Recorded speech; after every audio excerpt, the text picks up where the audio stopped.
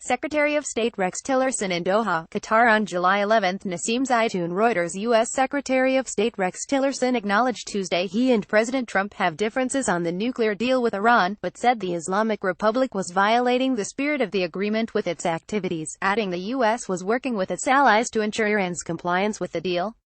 Tillerson, at a news conference at the State Department, described his relationship with Trump as good and said he felt comfortable telling him my views. He and I have differences of views on things like JCPOA and how we should use it, he said, referring to the Joint Comprehensive Plan of Action.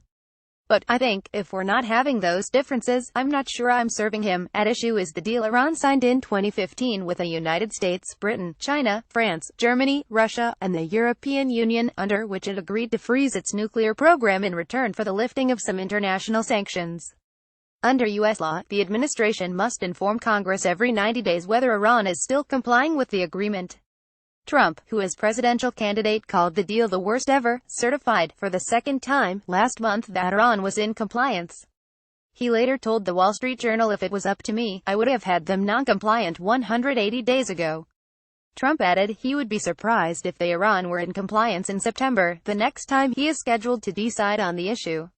But Tillerson, speaking at the State Department, said the U.S. was working with the other parties to that agreement, our European allies in particular, to ensure we are fully enforcing all aspects of that agreement. He said the JCPOA dealt with a very small slice of Iran's actions, and ignored all of their other detrimental activities in the region, citing the Islamic Republic's ballistic missile program, and its actions in Iraq, Syria, Yemen, and elsewhere. He added Iran was violating the spirit of the agreement through its actions. The conversation on Iran does not begin and end with the JCPOA, he said.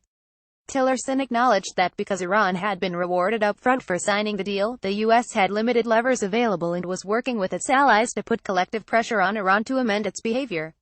It is important in our view that we keep our allies with us on the issue, he said.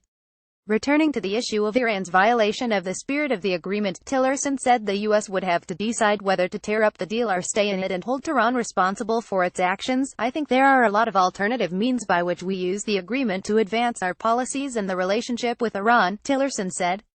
And that's what the conversation is, generally, with the president as well.